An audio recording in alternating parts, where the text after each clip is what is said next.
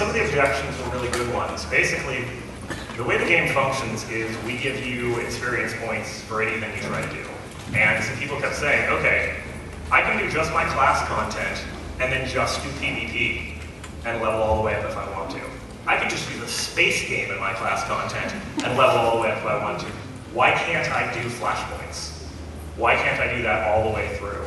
So right now what we're telling you is there will always be a flashpoint of the appropriate level for you to go and do all the way through the leveling experience. Not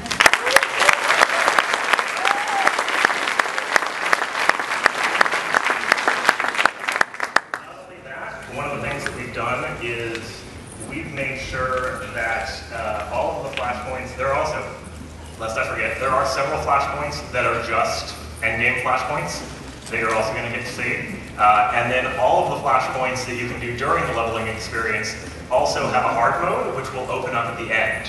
So you can also do all of those as Elder Game content. And what we've done with the new flashpoints, again based on feedback from the testers, is some of the flashpoints are more narrative heavy, some of them are more action puzzler heavy. That way for people who really like to replay pieces that are more of the straight action pieces, they've got those, and then you've got the entire set of them at level 50, and you can choose your favorite ones to run again and again. I'm so off Steven's script here that I'm lost. You're vague. You're in the same ballpark, that's good. Alright, so yeah, we're going to be revealing more details on all of the flashpoints as we get up closer to launch.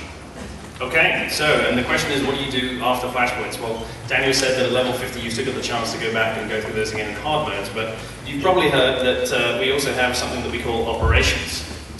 So, we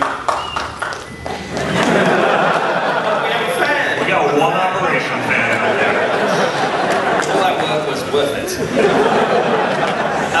So yeah, operations, and we certainly talked a lot about the first operation we revealed over the summer, which was Eternity Vault. And I personally got extremely acquainted with the first 20 minutes of that operation as I did demos of it 3 million times in a row. You may have seen footage from the Eternity Vault at Gamescom this summer, but this is not the last operation in the game, and we do have another one. But it's so secret that all we can do is give you a screenshot.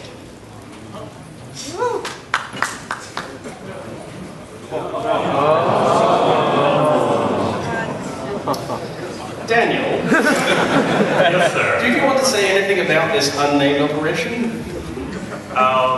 Yeah, so there are huts, and the huts are sort of the third major power in the galaxy. For those of you who've been paying attention to the game, they are the neutral faction that can stay neutral because they could tip the balance either way. So as the game gets near the end and both sides are really taking big chunks out of them, it makes sense that the most opportunistic group in the galaxy are going to make their move. That's what we're going to say? That's all we're going to say. All right. More! A little more. I think I can see a gamma ring in the background there. Anyway, that screenshot will be on the website later today, so you can pour through it as much as you like. And we will have more information about unnamed operation number 2, obviously before we launch the game. Apart from operations and flashpoints, there's something else that a lot of people like to do in the game, which is PvP. And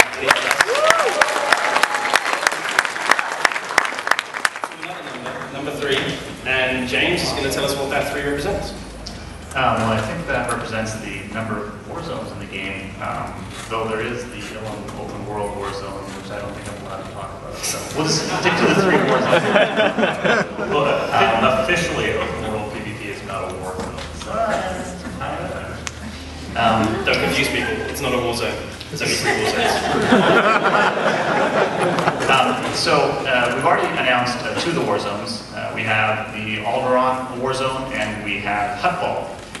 So in the Alderaan war zone, you have the Republic and the Empire obviously fighting on Alderaan for control of a super laser that could turn the tide of the war.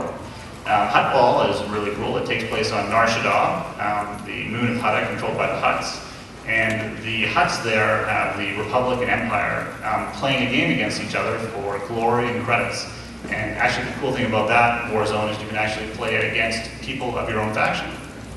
So the third war zone, we did talk about it back in April. It's called the Void Star, but we were making some changes to it due to feedback, so we decided to go dark on it for many, many months. But now we're going to give you a little glimpse of the Void Star, and I'm going to talk about some of the game mechanics that go along with it. Actually, first, we're going to have Satil Sean talk about... Introduce the Void Star team. This is Grandmaster Satil Sean. We have discovered what appears to be the legendary prototype Imperial ship from the last war. If it really is the Void Star, this is technology we must recover. The Empire's already here. Make your way to the data core on the bridge and claim the technology. First, you need to override the nearby security terminal to open that door. So this sets up a classic scenario that you're probably all very familiar with. We were inspired by Episode 4, the boarding action that starts off the entire Star Wars franchise. And so that's what this war zone is about. Basically, you have the Republic and the Empire boarding a capital ship and trying to get an objective, a computer core with very valuable information. So in the war zone, each side gets to play the role of the attacker. And the attacker basically has to move from zone to zone on the capital ship and set up explosives at key points and blow their way through all the doors.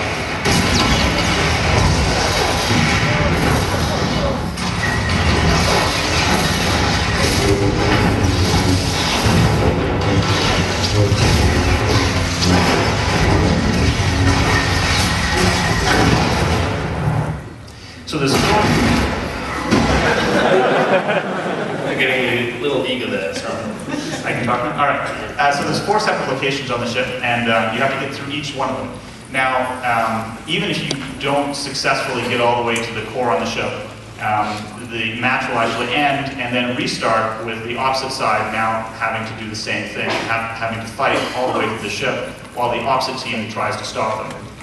It really gives you that feel that you saw from Episode 4, New Hope. So it's really doing well in testing. People are really excited by it. I think mainly because it evokes Star Wars in a way that people are really excited about. let's have a look at another couple of moments from the Void Star.